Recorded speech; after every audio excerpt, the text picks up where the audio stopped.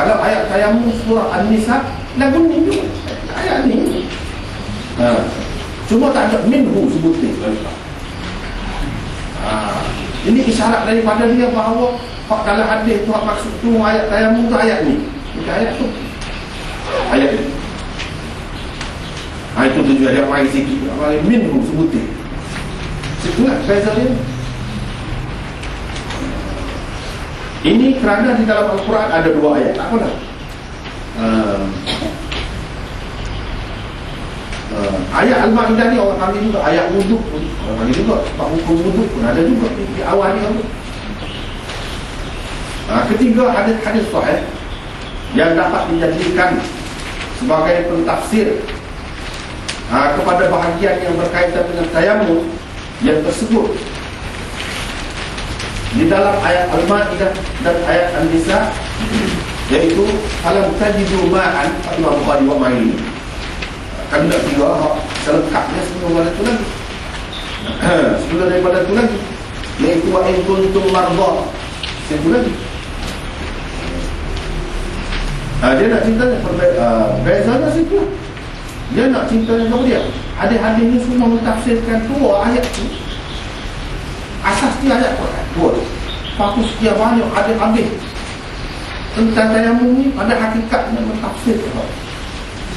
Dia buat mari hadis-hadis ni yang ayatnya sebagai mentafsirkan ayat tu. Asas bagi pegangnya orang Islam wujudkannya Quran. Hadis diperlukan untuk penjelas dan untuk kita faham dengan jelas dan terang maksud ayat Quran. Itu hadis. Kerana Imam Bukhari itu tak pernah lagi hadis. Cara dia. Cara dia tu. Kalau perhatikan ni, yang terjemah ni, saya terjemah tak serupa dengan terjemah biasa. Kalau tengok dalam bahasa Melayu, dia tidak terjemah begini, terjemah biasa. Saya cuba lagi daripada sebab apa biar sesuai dengan kehendak Imam Bukhari. Kalau tidak tak sesuai dengan kehendak dia, dan kehendak orang-orang yang sependapat dengan dia. Kebanyakan cuba tengok tafsir pimpinan Ar-Rahman atau tafsir Indonesia atau mereka ada notas di sini, kan? Mana-mana pun lagu-lagu, cuma buat. Misalnya di sini kan, maka bertayamumlah dengan muka bumi. Kita dalam hak ni, hak tafsir hak biasa ni, hak kita ni, dengan tanah, bukan dengan muka bumi. Tapi kalau kita terjemah dengan tanah, tak sesuai. Imam Bukhari juga betul. Sebab kita nak jadi Bukhari ni, biar sesuai lah dengan tuai dia.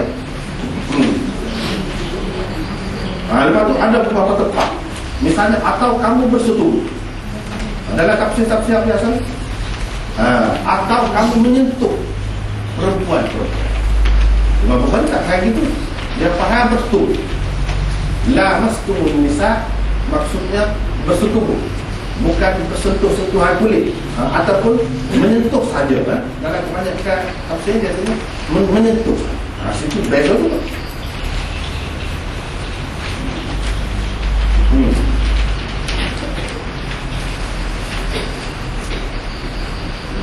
Itulah.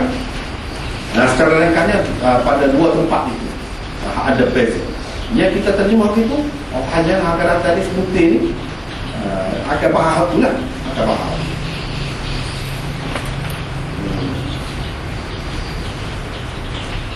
Tak apalah, kita pergi dalam hadis dia sebut, Aisyah kata nota yang seterusnya, kami keluar bersama Rasulullah SAW dalam salah satu perjalanan baginda. Nota 203 ni, perjalanan baginda SAW yang dimaksudkan di sini ialah perjalanan beliau untuk memerangi Bani Musthalib. Orang panggil Ghazwah Bani Musthalib. Ia dikenali dengan Ghazwah Bani Musthalib. Mengikut Bukhari, tokoh-tokoh hadis yang lain dan juga hadis sirah, Ghazwah ini dipanggil juga dengan Ghazwah Muraisiyah. Ghazwah Muraisiyah. Di dalam tajuk bab Ghazwah Bani Musthalib, di dalam kitab Al-Maghazi, di dalam Sahih Di dalam kitab Sahihnya ini, dalam kitab Maghazi Sahih Bukhari ini, Imam Bukhari mengemukakan pendapat Ibnu Ishaq dan Musa bin Uqbah tentang tarikh berlakunya ghazwah ini, di samping apa yang berlaku padanya. Menurut Ibnu Ishaq, ia berlaku pada tahun ke-6 Hijrah. Itu dalam Bukhari itu, dalam kitab Maghazi. Musa bin Uqbah pula mengatakan ia berlaku pada tahun ke-4 Hijrah. Kata Bukhari, Nu'man bin Rashid meriwayatkan daripada Zuhri bahawa di dalam ghazwah Muraisy' atau ghazwah Bani Mustaliq inilah berlaku hadithul ifk. Hadithul ifk iaitu peristiwa di mana berlakunya fitnah besar atau tuduhan yang dahsyat terhadap Aisyah radhiyallahu anha. Adalah peristiwa itulah. Lepas itu kita tunggu sekali lagi pada nota itu dulu 304 di Baidah. Apabila kami telah berada di Al-Baidah ataupun Zatul Jaish, kalau terputus dan hilang.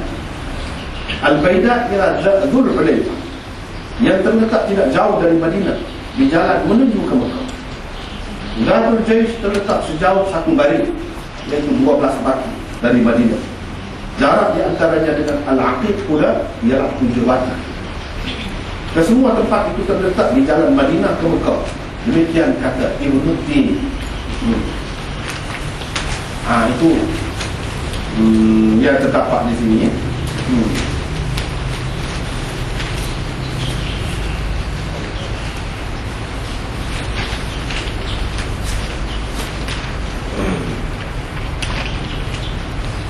Kita tidak nak bahas lagi bab lain itu. Tengok dulu di sini. Muka surat 285. Nota, kita tengok nota.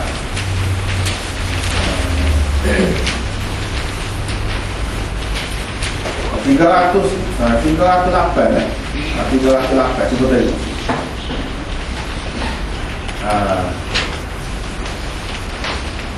Di sinilah letaknya kesesuaian dan berkaitan hadis ini dengan tajuk bab yang dikemukakan oleh Bukhari rahimahullah di atas. Di dalam ayat yang dibentangkan oleh Bukhari di dalam tajuk bab di atas ada perkataan sa'idan thayyibah. Fatayammamu sa'idan thayyibah. Allah memerintahkan kita agar mencarinya dan bertayamum dengannya apabila kita ketiadaan air. Tetapi soalnya, apakah yang dimaksudkan dengan sa'idan thayyiban itu? Dengan mengemukakan hadis ini, Imam Bukhari sebenarnya mahu menjawab soalan ini. Berdasarkan hadis di atas, jawabannya ialah bumi atau muka bumi yang bersih. Berarti terjemahan dia tu kan 308. Kedua, bumi ini telah dijadikan untukmu sebagai masjid. Sebagai masjid maksudnya tempat sembahyang, dan sebagai bahan untuk bersuci, tahura. Bumi, cuba fikir bumi itu, bumi apa tu? Bumi ni. Sebab tu dia faham muka bumi tu. Dia tidak kata tanah yang bertumbuh, tanah yang menumbuhkan tanaman, atau apa. Kalau tanah yang tidak menumbuhkan tanaman, atau lek, dia kata bumi. Dan ayat tu sa'idan thayyibah. Dalam hadis ini dia sebut ju'ilat liyal ardu masjidan wa tahura. Bumi ini dijadikan sebagai masjid untukku dan umatku lah, dan sebagai bahan pencuci. Bumi, apa bumi? Sebab kita terjemah ayat tadi sa'idan thayyibah dengan makna muka bumi. Muka bumi itu masuklah tanah ke ataupun lain-lain. Tak apa, kita tengok dulu. Berdasarkan hadis di atas, jawabannya dia sama ada ia berdebu atau tidak. Mana-mana bahagian bumi atau muka bumi yang sah kita mengerjakan salat di atasnya, sah juga kita bertayamum dengan. Itu mengikut Bukhari. Tidak kira sama ada yang merupakan tanah, batu, rumput, pokok, air salji, batu kapur, batu celak, pasir dan lain-lain. Lihat tu sini tu kan? Lihat. Hmm.